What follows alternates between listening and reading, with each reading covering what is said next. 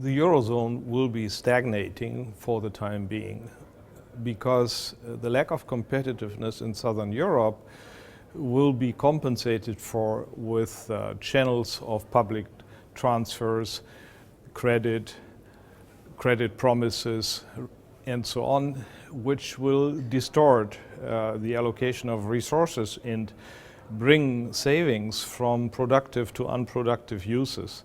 Spain is on the right track, but the path towards competitive is rather long. Greece did more. It devalued in real terms by 9%, but it would have to devalue by 30% or so. Unlike the other countries, Portugal has not devalued at all during the crisis.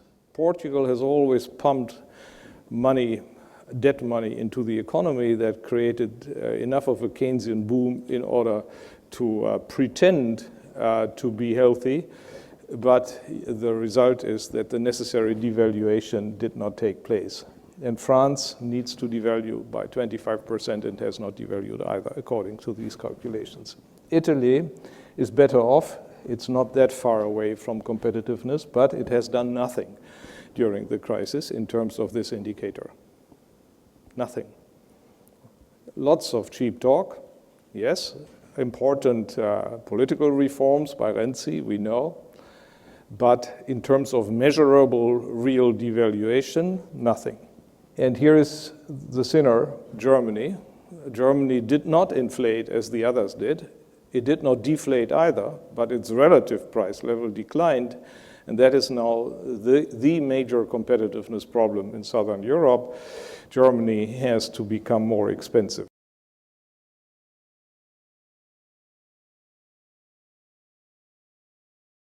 On the one side, we have southern countries like Greece, Spain, and Portugal, and Italy. On the other hand, but we have Germany. Germany has been living below its means, and the others have been living above their means. Both is not allowed in the currency union that tries to adjust everybody to its means. So, what determines inflation in the long term is unit labor costs. That is nominal wages in relation to productivity.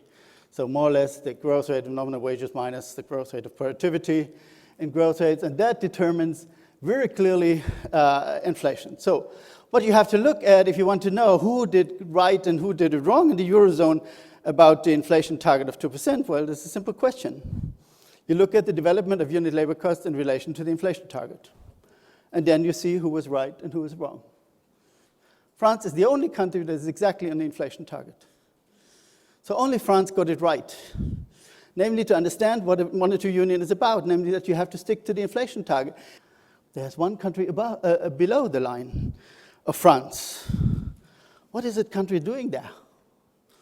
You know the country, you're in it. What are they doing there? Yeah, they went for a deflationary way into the monetary union. They went for deflation.